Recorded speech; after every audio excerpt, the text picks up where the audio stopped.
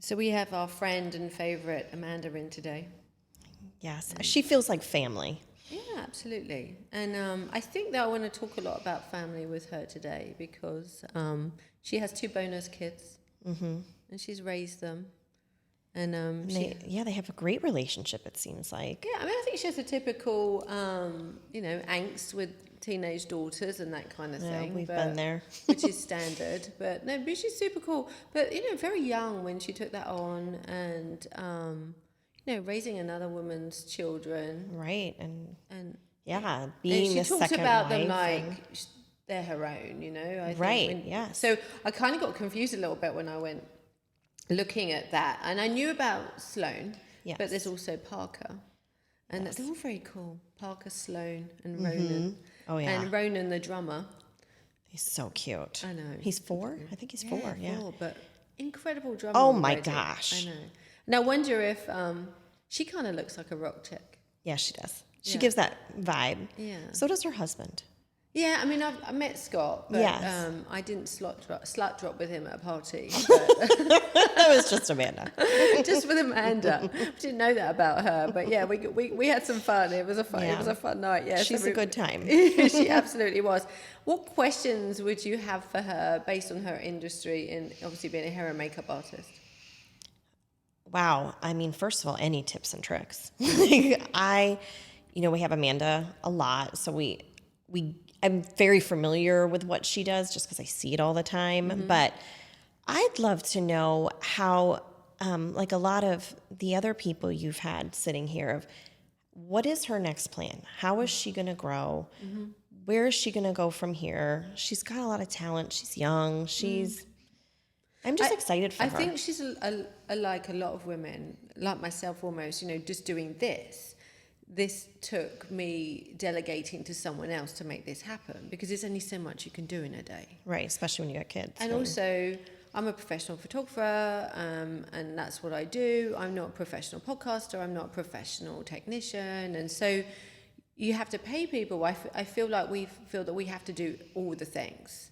And she's still very much in that mummy stage in life. And what I mean by that is she has a child that really needs her. Right. So I think it's hard to make time for training yourself when it almost feels like you're being selfish when you give that time for yourself to go away and learn a new thing. Right. But yeah, I definitely feel that Amanda has this kind of burning desire to do more in a different way. So hopefully we'll get to the bottom of that today and find out what that's all about. To know. And I want to know who's the most asked for face in terms of makeup. I suppose it depends if you're blonde or you're brunette or you're redhead. Or you're somebody of colour. Who are you asking to look like the most?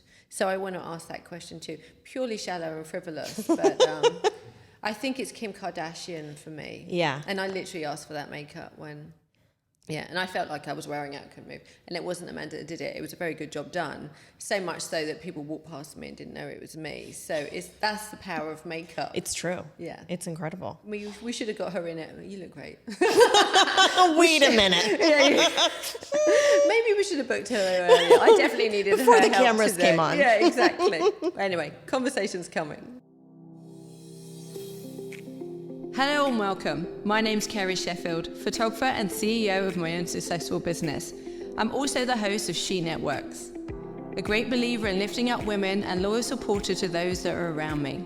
We're all surrounded by incredible women who are breaking the molds in this thing called life.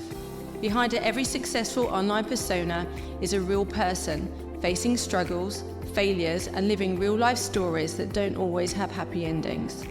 We will have an honest conversation, dispel this myth of perfection, and find out what they consider a success, how they achieved it, and learn what they are still reaching for. You are not alone. Join the conversation.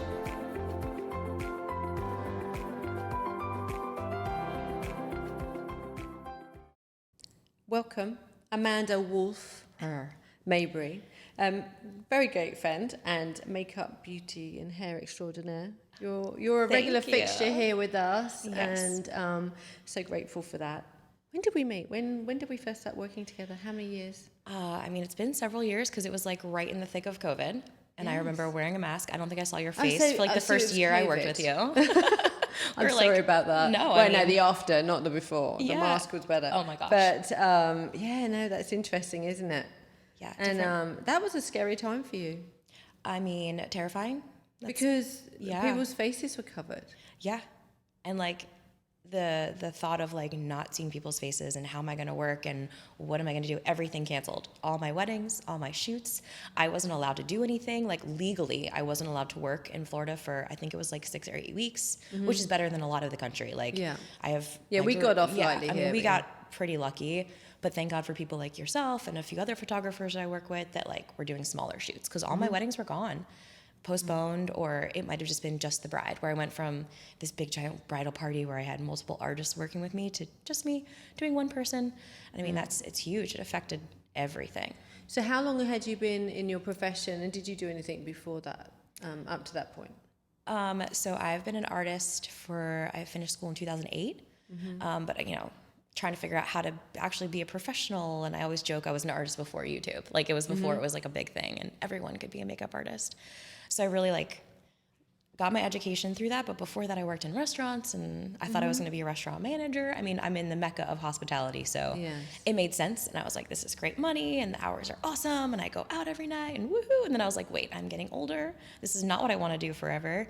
I went to school for, you know, makeup. What am I doing? And originally I wanted to move to LA and I wanted to work on movies and do special effects and all that. And I was still in Orlando doing beauty, still working in a restaurant, being safe and secure. And I really had to push to get out of that and like create a company and want to do more. So you talk about makeup a lot, but also you do hair too. Actually, hair in Florida, there's different laws in all throughout the country in all the different states. And you have to have a license to do hair here. Right. You don't have to have a license to do hair in California. So it's two very different things. So because I've had a makeup artist here that did hair, but you know, roll it, not wash cut, you know. Right. Whatever. So I don't color because I don't hang my license. So, I don't work in a salon or anything No. like that. But I grew up working in a salon. I was like 14. I was a shampoo girl. Yeah. Like, so you trained in hair too? I did. And then when I moved to Florida, I started school again and I quit that school and I went back to school again. And then I was going to, like I said, work in restaurants. And there was a point where I was like, I want to be a firefighter. I want to do this. I want to do that. And was trying to like figure out myself. Thank you. I mean, you know, I appreciate that. But yeah, I mean, went back and got all the licenses, got all the insurance, got all the things that I have to do. The businesses, created the LLC and like tried to do it all correctly and try to like cover all the bases and make sure I had everything in line. And that's the thing here that people don't realize when they book. I think you're in a similar situation to me, that we work in an oversaturated marketplace. There's a lot of people doing what we do. You and I both have invested a lot of money and a lot of time and in our education and our professionalism. Yeah. But there are a lot of people out there that do what we do. And, you know, those, like I responded to the other day, the affordable, reasonable professionals, apparently, that don't charge very much because they're not very much. And you know, there are people just starting, so there's a base point. But there are a lot of people out there that are going out touching people's heads and faces that aren't properly licensed or have as much training as you. How are you combating and how are you showing up in that marketplace so people know who you are? I mean, I feel like I've been in the Orlando industry for a while, that like I have a name and I have a representation and I've built a brand around that and making sure that I can have the reputation of who I am, knowing my artists are going to show up or my other stylists, if I can't be there, I know that their ability is going to be the same as mine. And I mean, continuing education is huge for me. I always take, even if it's an online class of like master class of this or master class of that, or, you know, being around other artists. I'm a huge proponent of community over competition. And I've constantly want to reach out to other artists and have lunches and, you know, talk and like, how can we elevate our industry? How can we raise our rates? Like Orlando rates are nothing compared to even just Miami to New York. They're making double, triple what we can charge in Orlando. Yes. Why do you think that is? Just because it's a saturated market. And I mean, there is someone for everyone, right? Like you said already, that people starting out, I mean, I know I didn't charge what I charge now when I started, and I get that. And that makes sense. Yeah. But there are still people out there that actually there's a whole generation of people that are coming into the workforce that feel that they can go out, they want to be a millionaire yesterday, and they're charging the full rate because someone on the internet said that they could, but they don't have the experience. Yeah, experience, expertise. And it's not even just the ability to, for me, apply makeup. It's me. You're getting like a therapist, as you talked about earlier. Like, I literally have to coach people through their most important days, or if they're about to be on set for something and they're having like anxiety about it, or, you know, trying to calm them down, or just have a general conversation and make them become relaxed before they're about to be, you know, on set. Did you know back when you wanted to do this, did you know that you would have to fulfill all of those roles as part of your job? Was it in your wheelhouse that I'm not just going to, you know, be making people look beautiful, I'm also going to be counseling them, I'm going to be hearing all of their most deep, dark secrets before, just as we've met? And yeah, I mean, did you realize how deep that your job was going to get? I don't know if I did, but I feel like having the hospitality background definitely helped me in that regard. That I've always, like, I can make a conversation, I can make an instant connection in 30 seconds. That was your job as a, you know, as a server, as a bartender, or like if you saw how a regular come in and they weren't their normal self, like getting to know them and understanding that, you know. So I feel like that helped me a lot on the other end of it. And then just like networking and meeting people and learning how to have conversations with people. Like I would consider myself like an extroverted introvert, right? So like I can talk to anybody one-on-one. I'm good. But a major networking event, I'm like, I don't know what to say. And also, but you don't walk in a room and command all the attention. No. But yeah, you have the confidence to speak to somebody, and that's great. So, you know, and you're working with brides and everything, so you know you need to nurture them and make them feel important and big up that person. So yeah, we're very often dealing with fragile egos or super egos that don't want to see anyone else in the room. So yeah, you have to learn to mirror that image and just be around them. So 2008 you started as an artist, and when did you get married? Didn't you just celebrate your anniversary? 11 years, 2013. Okay, so a few years after. Now, when you got married, you became a bonus mum. A bonus mom, that's what I say all the time, my bonus babies. Yeah, and I want to use the right terminology there, because you pretty much raised those children, am I right? We started dating and they were like 5 and 7. And then now they're almost 20 and one is 21. But were they living with you full time? They were like half and half, and then eventually they did live with us full time. So and what age were they when that happened? I think they were full time with us like 7 and 9. Right. So that's really young. And you were a very young mum for a 7 and 9-year-old. I mean, obviously they were younger when you first got together. Yeah. And how has that been for you? How did that affect you at that age? Do you feel like they were their best friend for a little bit? Like, I tried to do all the right things and all that. And then I was like, wait a minute, hold on. I have to be disciplinary and I have to like step in and play this role, and not even play a role. I have to be this role for them. And like, I know now, like there's always a learning curve, and like the things I'm doing differently now with our son that's 5, what I wish I would have done with them when they were younger, but also like I'm an entirely different person, and all the things I've learned and just being older and more mature in my own self. Yeah. You know, I kind of dove into it, and I knew from very young that I wanted to be a mom. Like there was no doubt about it. So like when we started dating, I was like, oh goodness, you know, he has 2 kids. Like, are you ready for this? I'm 24, 25 years old, 26. Like, it's a lot, you know, and surrounding yourself, and they're the number one thing. Not myself anymore. I'm not number one. You're running a business. Your business takes you out at 4 a.m. some days, and it keeps you out till late at night. Yep. That responsibility, if it's something that you didn't create but you took on, how did that affect? Did you automatically take on mum role? And what I mean by that is where it was put on you to be the person to be there when they needed to come home from school, right? Or how did that work in your family? Because you know, when you biologically you make child together, and I think a lot of people now it's 50-50 and there's a split. But how does it work when you become bonus mum and then there's a responsibility of the school run? I kind of loved it. I mean, it didn't feel out of the ordinary for me. My mom was always around. She took us to every dance lesson, every hockey practice, everything. And I felt like she's trained me to do that. So I just like took it on full force. Like, okay, let's go to a student conference. Let's go on every field trip, whatever we can do. Like, let's go. So you're the hot young mum with the 9-year-old. Everyone thinks this is a nanny. I mean, I don't know if maybe I've always carried myself more maturely, that I never really felt like maybe I portrayed that, but I mean, there's young moms out there, and Yeah. I could have had them. I could have been 19, 20 years old and had them. I just What did didn't. it teach you about you when they're like 7 and 9? You know, because you know that. Well, how old were they when you took that? They were younger. When we started dating, they were like 5 and like, or like just turning 5, or had just turned 5 and 6 or 7, something like that. But right until around there. someone kind of lives with you, Yeah. I think it takes that in order for you to assume a full-time role emotionally. Yeah. Yeah, 'cause And I you mean, they were change. with my husband a lot. Like there wasn't Yes. a set kind of, there was like, okay, this is definitely like your weekends, our weekends, whatever. But Yeah. whenever they wanted or to be with dad, they were there, and we were hanging out all the Yes. time. And Did you it know, change your ambition in your work? I think totally, Yeah, how? because I stayed in Orlando. Right. I didn't search more. I wanted to be here, and I saw my future with my husband, and I saw my future with the kids, and I was like, okay, I'm building a life for myself. I'm not just this, you know, go wherever I want, do whatever I want, whenever I want person anymore. Now I'm surrounding myself with the stability that I was like, I'm going to move to New York. I'm going to move to LA. No, I didn't do that. I stayed. And I mean, I couldn't be happier. Like living here, people are always like, oh, you want to move out of Florida? Don't you want to move to Florida? No, I'm good.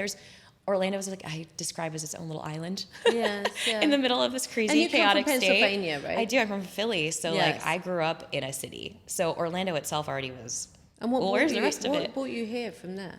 I always came down. My grandparents lived in Kissimmee. Right. So my mom still lives in that house currently. And they lived here, and they were like, you want to move? I'm like, yes, let's go. I had friends here already, and I kind of started to establish a group of people that I love to be with. So I moved after I graduated high school, about 3 weeks after.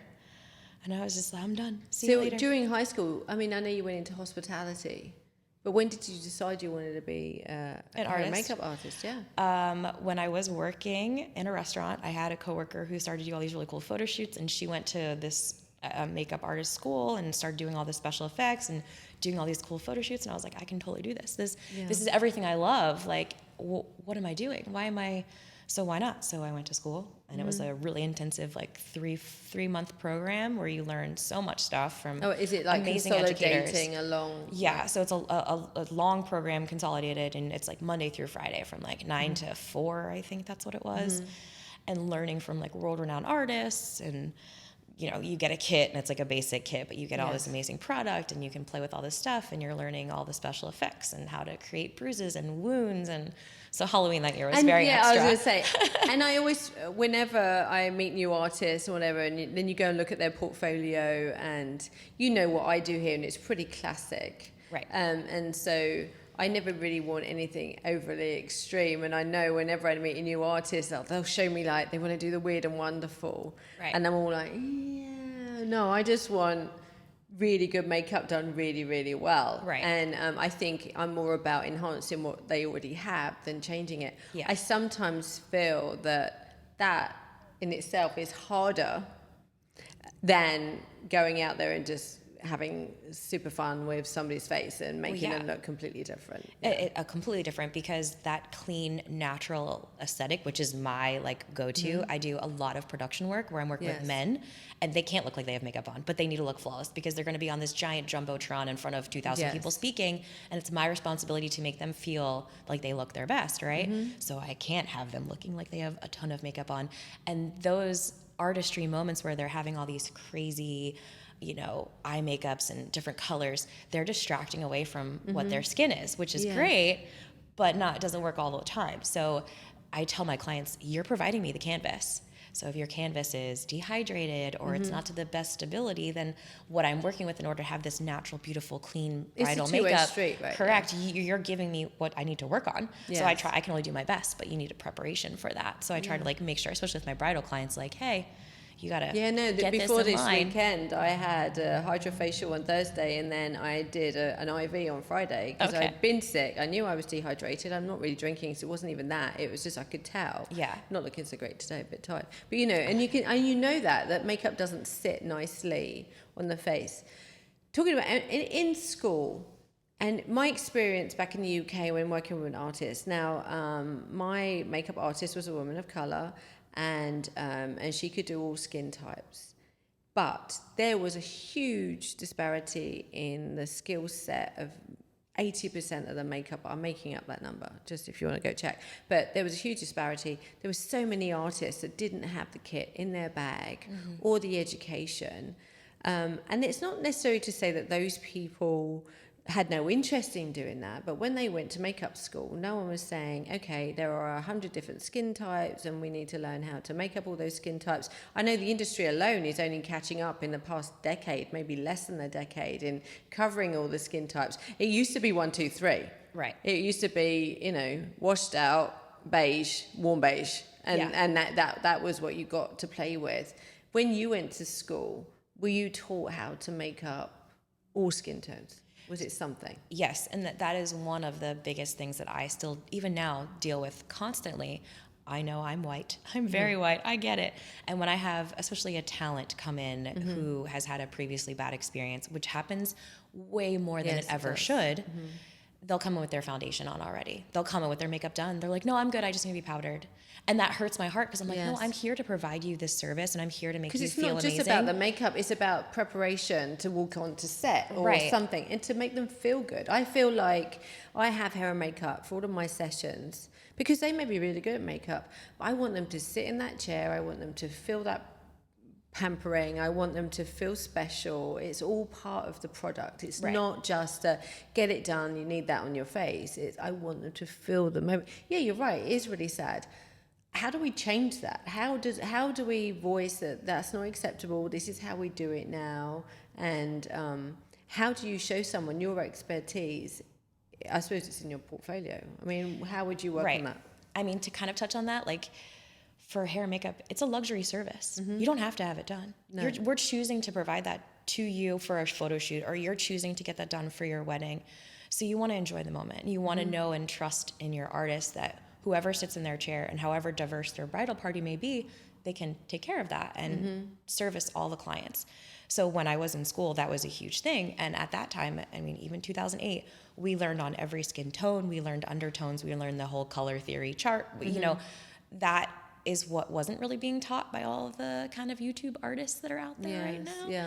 So it's really circling back now, and we have amazing artists like Pat McGrath and Danessa Merrick's that are coming out with crazy product lines that are in my kit, but can use for every skin. It's not solely focused on a person of color. It's focused on everyone. And that the inclusivity of we need to make amazing products for everyone is important. And in my kit, for sure, personally, I can service anyone. And I know don't have any question in my brain when they sit down what I'm gonna do. I know, but I've also been doing it for a really long time. So it's time, it's education, it's training, it's because it's not just makeup, it's hair too. And how do you feel about that? I primarily almost always focus on the makeup. That's like if I'm doing a bigger bridal party, sometimes I'll do hair and I'll style updos and stuff like that. Yes. But also to that regard, I have people on my team that I know are specialized in that field and are curly hair specialists or work with wig specialists or, extensions. Correct. Certain extensions. And I appreciate my clients pointing that out to me and I want to know that. And typically they will say, okay, do you have, this available or this available, or do you offer this service? And so it's prearranged. So I know which artists to bring along with me. Can you imagine booking someone? I imagine there are brides out there that have a team of 7 bridesmaids or whatever, because you have such big bridal parties here, booking a service with someone and then that person not being able to. I did a photo shoot. And it's funny, I decided last night I'm going to do another one. I'll be in touch. But I used to do a photo shoot every year or so, and it would be a collective of people in the bridal industry. And it would be all the service providers. I would go out and get them wardrobe, dress them up, and I'd make this. I love Annie Leibovitz, so I'd make this big plateau of women that were all in the industry. For once, it was them being photographed, and I'd hop in the picture maybe. But it was always good fun, and it was good PR. And this is where it really come to the forefront of my mind, and this was my white ignorance, that we had someone there at the shoot. Her name's Nova Reid. She has a huge platform now in the UK. She teaches about diversity, she teaches about the language, and she goes into the workforce. But at the time, I think she was a wedding planner, an event planner, and she started that because she had such a poor experience when she got married, about how she was treated. She was treated really badly in bridal shops, or she felt she was, and there was a lot of ignorance there. And yeah, it was a poor experience for her. Anyway, this was when it really became something so important to me. My makeup artist and her daughter were my hair and makeup artists. A woman of colour and a mixed biracial daughter. They could do everything I needed them to do, hair and makeup. So I took it for granted. I never knew that there was such a gap. And so when we went to do this shoot, I had 25 women, so I had about 7 artists. I was doing headshots for everyone, and then we're doing a group photo. Well, Nova was there, and her artist was not able to touch her face. She did not have the product in her bag, so Joyce and everyone said, this is all happening unbeknownst to me. Oh, wow. And this was a really good artist. And it's not to say that she was like, I don't want to do this. It was just she wasn't equipped. Right. And I was mortified. I didn't know. And I was more mortified. So I had to have a conversation with lots of people, and I had to really go and educate myself, because I held myself responsible. But instead of having a conversation with me at the time, Nova, she just went on an anonymous kind of rant about it online. And this is where I think we all have to work together. And I said to her, I would love for you to have come to me and had a conversation with me, so that we can turn this into a teaching moment rather than a judge moment. Yes, you have every right to be judgmental about it, but isn't it better to educate in that moment? And maybe you feel like you don't need to educate, people should know this already. And you're absolutely right, and it starts somewhere.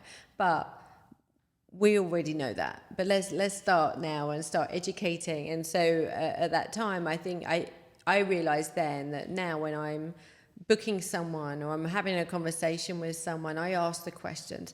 I'm not afraid to like humiliate myself by asking.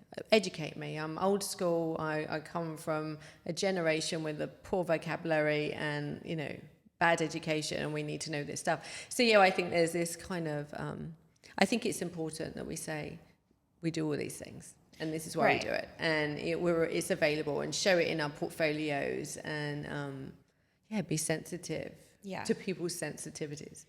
And to your point though, like what happened with Nova, it's not really her responsibility to be educating. It's not. No, it's she not. should have but probably she had a come to you to say like the thing. Yeah, correct. No, you're absolutely right. Hey, this happened. And that's when I tell, especially my talent, when they tell me a story, I'm like, you have to go to your casting director. You need to tell people, because those people are undercutting my rates, and they're not professional, and they're not providing what you should be providing, that you should be able to work with anyone at any time, any situation. And that's why I can charge the rate that I can charge, or that other artists that have all that education, we can do those positions. But again, we need to give flooded. a megaphone to these people that are educating. Because and the cool thing was, you know, Nova, it happened to her so often, and I think it became a prolific thing for her in her life, that she became a big voice, you know, TED Talk, books, all the things. I bet you she still takes her makeup bag with her everywhere she goes, though. Yeah, probably she does. And that's not fair. She shouldn't have to do that. No, she shouldn't. And I think I just wanted it to be, because, and here is why, I wanted to hear what she had to say.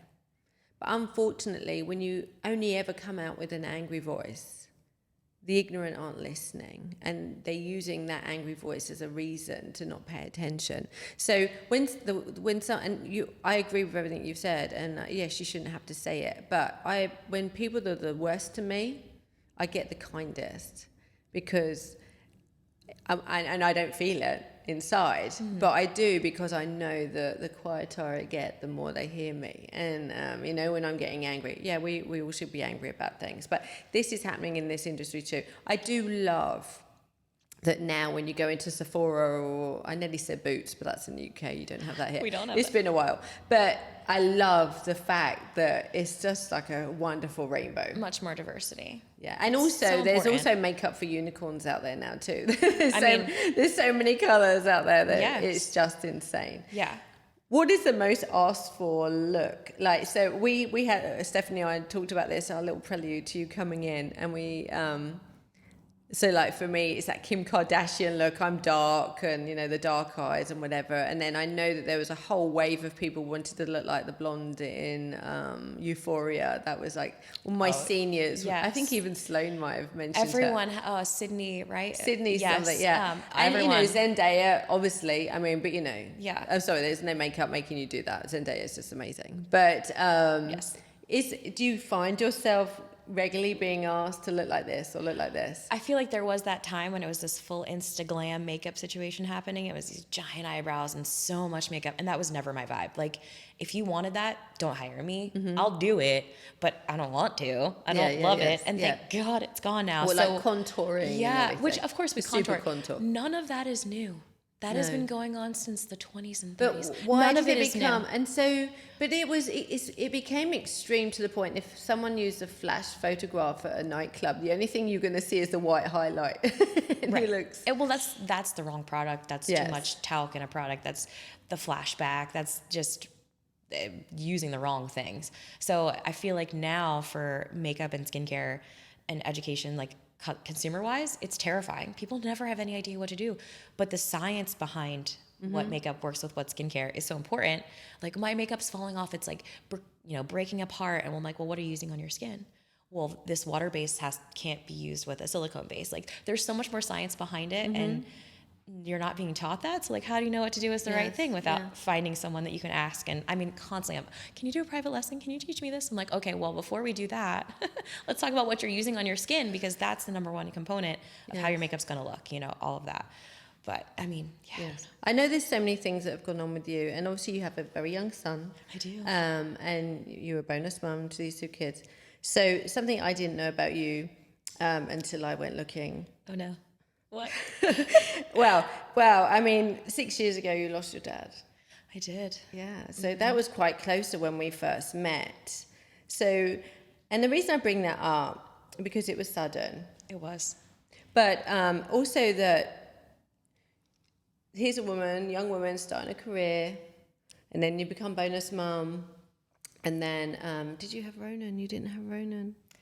When you I met lost your dad? So I was pregnant. I was very pregnant. Wow, so you never got to meet him. He So did not. these things have happened, and I'll get to where I'm getting to so you can tell this story. I feel like, and we've had loads of conversations about all the things you want to do, and there's a lot of self-discovery in you and education, and you're talking about people wanting you to teach, etc. I feel like you've kind of got started on lots of things, and then life has kind of not held you back, because you're doing fabulously and you're doing great. But I want to know what it is you want to do. And is it true that, you know, these little waves that have come through your life have just slowed like that down for you? I mean, I feel like, could I be further in my career? Could I be? I mean, you're doing fabulous, and you're one of the most sought after. You are doing what you're doing. But there is a point where, like, is there more growth for me in just turning up and doing what I do? That's literally where I'm at in my life right now. Like, thinking, okay, am I physically going to want to continue to be an artist and get up at 2:00 in the morning and work these crazy hours? But I mean, I have the flexibility. So, and being a mom was my number one thing. So being home with my son, I could work more. I could do more, to the point where my husband's like, are you working a Saturday and a Sunday this week? You have two things going on? And I try so hard. And as an artist, which is almost impossible, you work every Saturday and Sunday. There's events every Friday, Saturdays, but I say no. And I feel like I'm at a point in my career where I can say no, but going through the things that I've gone through, and, you know, having the support system of my mom, and having my husband and amazing friends too. Like, you know, we joke all the time, the friends are the family you choose. And my son has 97 aunts and uncles that we're not related to, but he calls them that because that's how close we all are. And having those people that are there for you to get you through those tough times, that's what's important. I mean, how did you get up and go off and make up someone's face when they're moaning about their wrinkles, when you've just gone through something like that? Because we get to listen to some shallow things, and we're all guilty of it. We all do it. But yours is a really tough job to do when you're going through that kind of grief and loss. I think, again, that comes back to the hospitality background of, like, it doesn't matter what's going on in my personal life. I have to perform right now, and that's my service.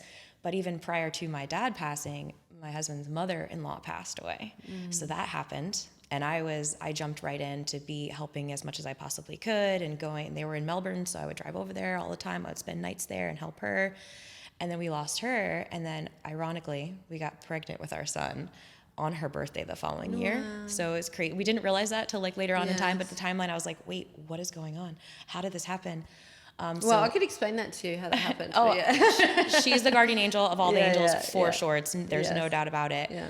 But then, we get through that and then overcome with that. And then we have young kids at the time. They were like, I think around 11, 12, 11, something in that nature. And, they just lost their person. So I'm focusing on them. And then, my dad has diabetes and he's got some, health issues going on, but unexpectedly, and everything happens for a reason. I have it tattooed on me. My mom loses her keys. She lost her keys at work. She can't find them anywhere. Hey, can you go to my house and go pick up my spare set of keys and bring them to work for me? Sure, no problem. So at this point, my dad has lost his vision from his diabetes. He can't drive anymore. So I go to the house. I sit with him. We're BSing, blah, blah, blah, blah, joking around. And the baby starts moving around. Like going crazy because I'm just finally sitting down. I was like, oh, feel the baby, blah, blah, blah. And then I lose him a couple days later. But I was like, that moment that he really, my son was starting to become super active and my mom loses her keys, like, how did that happen? So he got to have that moment. And I think all the time, oh my gosh, my son is a little mini Ross. Like he's so funny and they would know each other so well. And I don't know. I mean, you have to go through those things to appreciate everything that you have. And my husband and I always have that conversation. Like when we think about, God damn, all the stuff that we have gone through in the 15 years of being together, like it's pretty mind-boggling. Like, how are we still here? How are we still healthy and taking care of ourselves and continuing to push on? I don't know if that's just been ingrained to me since I was a kid. My parents always were like, what's next? We have to keep moving. Let's go. Like, we don't, no excuses always. So I feel like that's what's in me now. And my kids will probably tell you that now. Like, no, Amanda doesn't want to hear an excuse. She just wants to get shit done. Like, that's it. Yeah, and I think I recognize a little bit of me in you at your age. And, there's a decade between us and a bit more. But hey, decade. I'll stick with that. And there's that fire that you have in your belly. I think it does change a little bit. You still have that fire and you still have ambitions and you still want to do things. But all of those losses and changes add up to just you want to be the best version you can be. And I still have things on my bucket list. But I want to make everything slow down.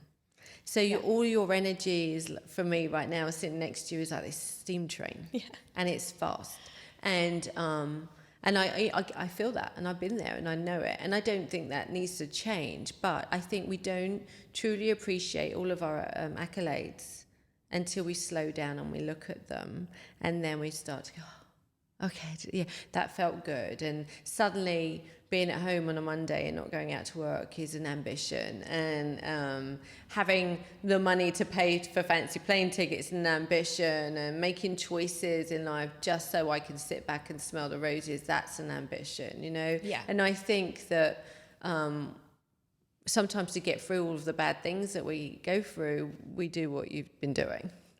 Yeah, full just steam keep ahead. Going full speed. Yeah, because if you stop and sit and you think, and I think it's really hard in the kind of job we do, and maybe more for you. You're around somebody on their most important day.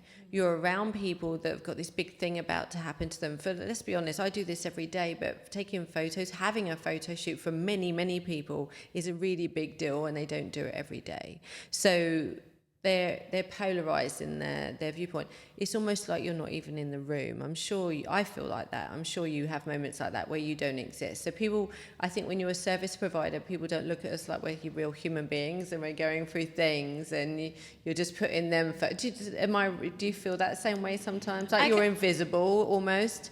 I mean, sometimes I'm happy to be invisible. Sometimes if they don't want to talk and they're just like doing all the things, that's fine with me too. But that takes a certain energy. And you go home absorbing them. I don't know. Do you feel that way that you go home? Yes, 1000%. I had a bridal party yesterday, and my other stylist and I were joking. I'm like, the bride's like, I don't know. I think that I did this, and I think I did that. And we're like, you're the most relaxed bride. Your energy in this house, in this room, like everyone was just very beautiful, and like they were so calm, and I was like, this is amazing. And we finished them almost an hour early. So because their energy. Yeah, I mean, sometimes I'll come home and I'll only have provided a few services, and I feel like I got hit by a bus. Because I'm like, oh my goodness, the energy in the room was so tight, and like everyone was going in a million different directions. But I try as I can to like, let's have this planned out, let's have this coordinated, you know, do all from my side. But sometimes the energy is just so high that it's draining for an artist to be like, oh, it's so, how do so you much work in going a on. chaotic environment? Because I really struggle with it. When I was a planner and as a wedding photographer, which I try not to do so much anymore because I'm lazy, but and I know how much it takes out of everyone who works in the wedding industry. If their room was crazy, the first thing I would do when I arrived was tidy up. One, as a photographer, I don't want to see all the stuff, but two, I can't work in a messy environment. You have to like turn up and work with a tiny bit of table and make everyone look beautiful, and like there's not even kind of the afterthought from them that you need to have this. Oh yeah, like I need need the table cleared off. Like you have all your suitcases are everywhere and your stuff's everywhere. Like where am I gonna work? I know. I don't understand these brides that could work in that chaos. I want serenity on my wedding day. Like. Yeah. Kids, you're out. There's no kids allowed in the room, and certain music needs to be playing. It's almost like there should be an industry that's just about creating a Zen bridal The preparation experience. of it. Yes, That's not there a bad should be idea. someone that just goes in and makes. Hey, I just Write come up that with down. a business Write idea. that down. Take it. We just create the perfect bridal Yes. suite for you. Yeah, to get ready in. Talk to me about what the current trend is in brides. Like, maybe you're just going to focus on the area that you're in, but what are you seeing is the repetitive style and trend for people getting married? I mean, I'm seeing a lot more just soft, like enhancing of the skin, the brightness, less is more, which I love. Because and that's only my vibe. 5 years ago, I would say everyone was, you know, my anti-barrel rolling, barrel rolled, and their faces did not move. Yeah. Like it was like a set look, and they didn't look anything like what they look like in real life. So and if they did move, their face would crack off because it was so much product on there. Look, I just lost my eye and my eyebrow. eyebrow. Like it was just too much. So definitely, I think we're going back to enhancing people's natural. Okay. And more brides are like becoming more comfortable in their own skin, and they want their grooms to see them, and that's a huge thing. Like, why do you think this has happened? Why'd the change? Because they were walking down the aisle looking like different people, and the grooms were like, who am I marrying right now? Yeah. And you know, those where did dramatic that come transformations from? are amazing, and that's so cool that people can do that, and they're all over TikTok when you see people do these drastic transformations, and that's great, and that's so cool that they can do that. But if you're getting married, this is a person who's going to see you at your best and your worst. Let's present them who you are and who you want to be seen as, and timeless. I've always been a timeless classic person. I want to look at these pictures in 25 years, 35, 45 years, and it still isn't going to be like, it's going to last, and it's going to look beautiful. How do you make it last in Florida? Lots of setting spray. Really? Is that really what it is? Oh, yeah. I mean, the preparation, the priming and the prepping of that kind of stuff, and getting the skincare prepped correctly is important. And then setting spray for sure, powdering in between, thin layers. That's my big thing, is very thin layers, because especially with my more mature ladies, like my bride's my bride's mom and mother of the groom yesterday, they were like, I hate when this happens. And they both have had terrible experiences. And I was like, it's okay. Trust me. This is what I do. I love my mature clients because I'm going to show you what you can do. And they're both like, oh my gosh, this is exactly what I wanted. And I feel like myself. And one of the husbands came in and was like, oh, you look beautiful. Yeah, and at first he was joking, he didn't see her from behind. He was like, oh, my turn next. And then he was like, oh my gosh, you look great. And it was so genuine and so pure, because it's still her, but just like naturally enhanced. And that's my complete aesthetic. Why do you think we vibe. don't know how to do our own makeup? I don't know that we don't know how. I don't know that people make the time. Right. And I always tell clients, like, don't just plan to wear fake eyelashes on a night out. You have to practice. And my daughter, you know, growing up, everybody was like, oh, I bet your daughter loves it, you're an artist. I'm like, no, she doesn't listen to anything that I say. And she'll joke about it now. And now I see how many times she spent in her room just doing her makeup. She really wanted to hone in on herself, her face, and how she felt great wearing her makeup. Not listening to anything I would have told her, even when I told you, blend it in a little bit more here, maybe. Yeah. But you do you, boo. And now I'm like, you do our makeup and it's beautiful. It's better than I would do for you, because you've practiced on yourself. You have to practice. Yes. Just how I've practiced on hundreds of faces. When I first got out of school, I got a job at Estee Lauder in the counter in the Macy's. And that's mostly mature clients. It's an expensive product. It's tons of amazing skincare. And I was lucky enough to be able to just work on those faces all the time. And I feel like that's what really helped me building into the bridal industry of like, I'm comfortable with the 90-year-old grandmother that's never had her makeup done. I'm going to have you sit in my chair and you're going to feel amazing. And when they have that emotion, that means more to me than anything. Because I'm like, I'm not selling you, you're getting your makeup done. I'm selling you your entire being. It's not about, oh my gosh, your makeup looks amazing. It's, oh my God, you look so beautiful. Yeah. That's my vibe. And do you know what? there's a picture going around, and I don't know if it's a photographer friend of mine or it's just been shared. There's a picture of an older woman, and her face is all, I'm not going to screw up my face right now because that would look so beautiful on camera, but she's got her eyes shut and her eyelids are all screwed up, and she's got white grey hair, and she's all, just so much character in her face, and she has this bright blue splash of eyeshadow. I feel like it's almost a license if you're 80 years old to just have fun with it. We're not going for a classic look here anymore. Yeah. This can just be, if you're a vibrant, fun personality, wear it on your face, because why not? Why the hell not? Like, eat the damn cake, wear the blue eyeshadow, do the thing. Yeah. I have no doubt that will be me when I'm older. Like, I'm already tattooed. They're not going anywhere. They're going to age with me. It is what it is. Before you arrived, we talked about this. We talked about Paris Jackson at the Grammys. I know. Oh, and that's an interesting thing. Why do you think she decided to cover her whole body with makeup to hide her tattoos? Why not? To go to the Grammy? Yeah, but it's like, do you feel, was there any part of that regretting what she's done, or do you think it was just she could do both things? Is she not being rubbing off on everyone everywhere she goes? No, they use like amazing like dermablend cover effects. I'm very she was interested fine. in that. But I feel like maybe just presenting a different person. Do you think her notion is that you've got a preconceived idea about me? Yes, 100%. It happens all the time. I mean, I used to have purple hair, and I would definitely be judged when I would pick up my kids at school, and when I started to get more tattoos. I like you more because you have tattoos. But because I like people that are artists and express themselves, maybe. But yes, and I feel like that's totally a thing. And what's even funnier that you say that is I was working with a panel of doctors. I mean, you're talking like Cedars-Sinai, Johns Hopkins, like crazy, like I'm not intimidated by many people. And I was like, you are the smartest people I've ever met in my life. Like cancer research, like forefront doctors. And it was suddenly you can't pronounce any words in front of them, right? Like, that's how I am. Happening? Yeah. But I had a sweater on and I looked professional, and it was like, I knew who was coming, and I want to make sure I'm presenting the most professional of myself. Yes. And then one of them sat down. He made a comment about like, you don't look like any of the artists we've ever worked with. They always have crazy hair and tattoos everywhere. And I was like, oh, well, should I take off my sweater? Like, will that make it better? Do you expect me to be this artsy person like that's not put together? Because I can be both. Like, there's no rules to what an artist should or shouldn't look like. No, of course not. I mean, I can just be any of that. So no, absolutely, and I love that, and it's interesting, and I can't believe it. So the makeup wouldn't rub off of her. I just kept thinking that if anyone hugged her, they'd be wearing her. I think it was completely just perception. Like, I wonder if people will know me without my art and without that on, and why not? If you're offered to do it, and I mean, she probably got paid because it's something that people get asked all the time, or I get asked all the time, can I cover up tattoos for weddings? In theory, yes, but it's really costly, and I mean, it's easier for me to just whip it off in the Photoshop. Yeah, but you're talking, some people want to have big pieces covered, and we can do it, but you're wearing white. I mean, at least she wore black, but black would still show makeup too. Yes.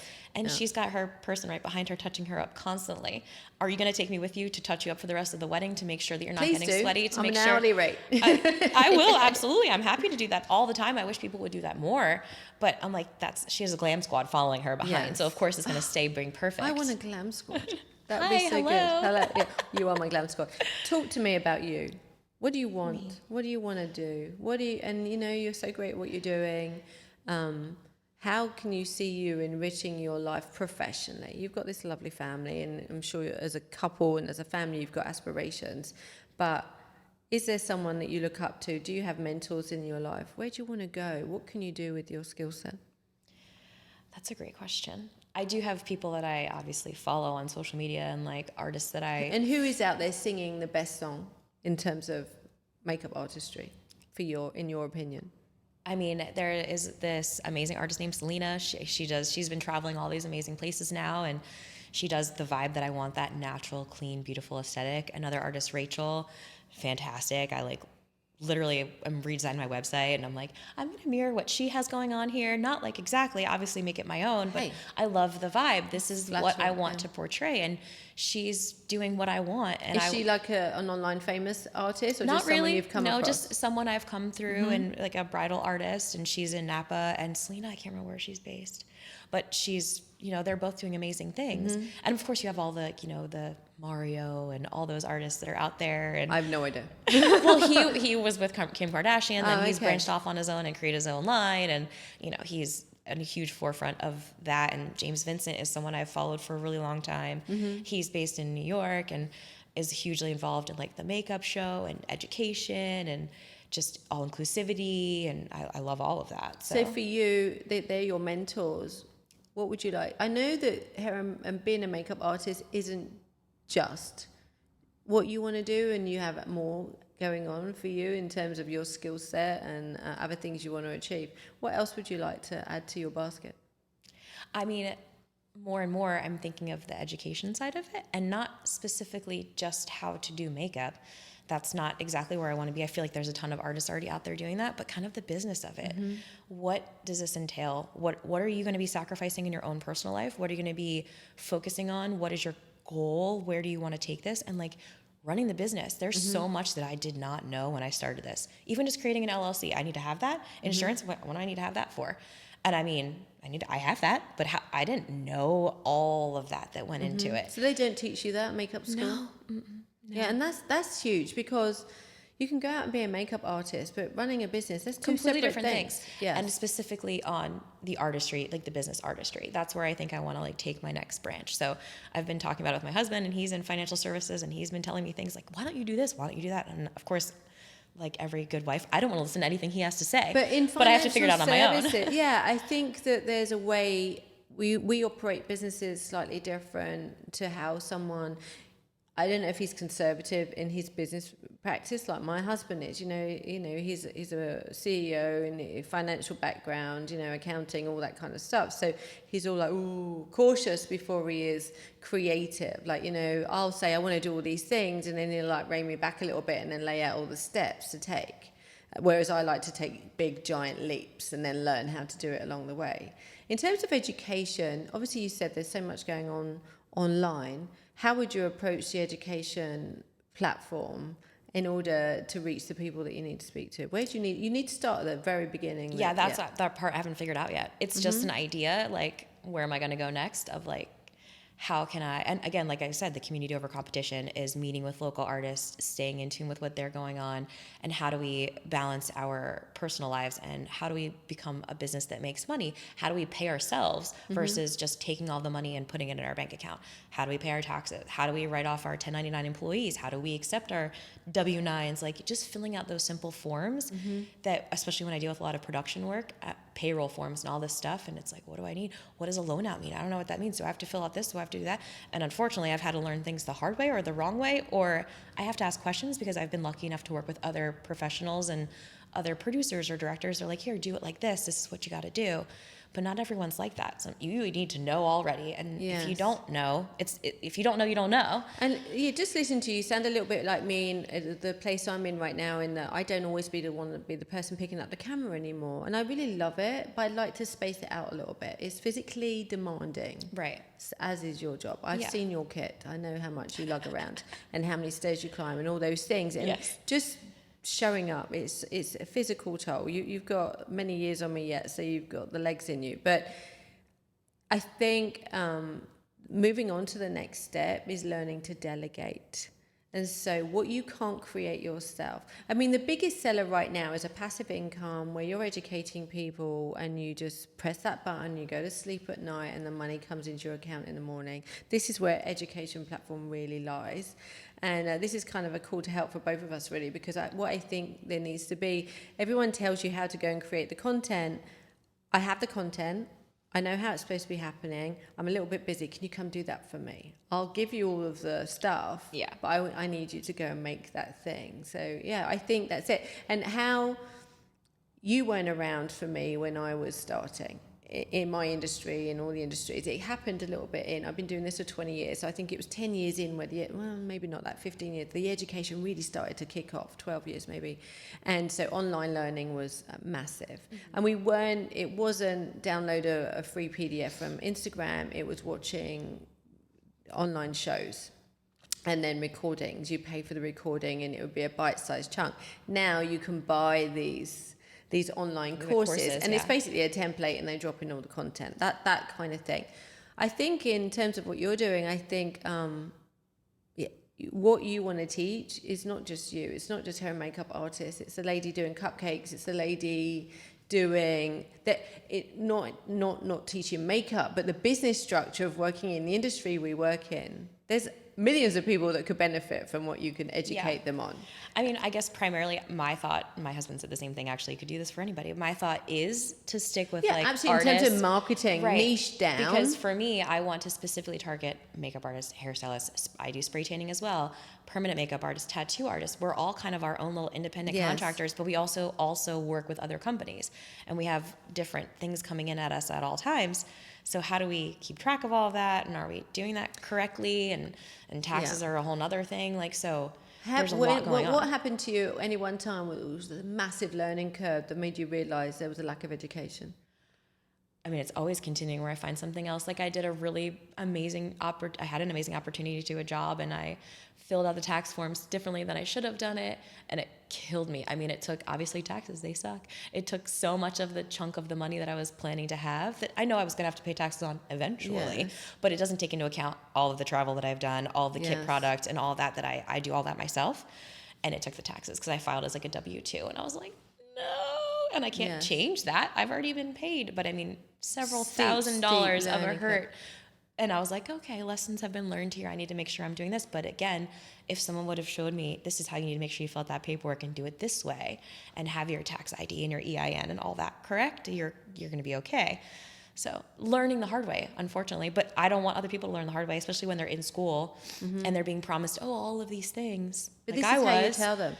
This is how you educate them, by letting them know what happened to you. You're going to get screwed at some point in your career. And let me try to help you a little bit of what I've learned. And I feel like there's a lot of artists out there that probably, I'm sure that this has happened to as well.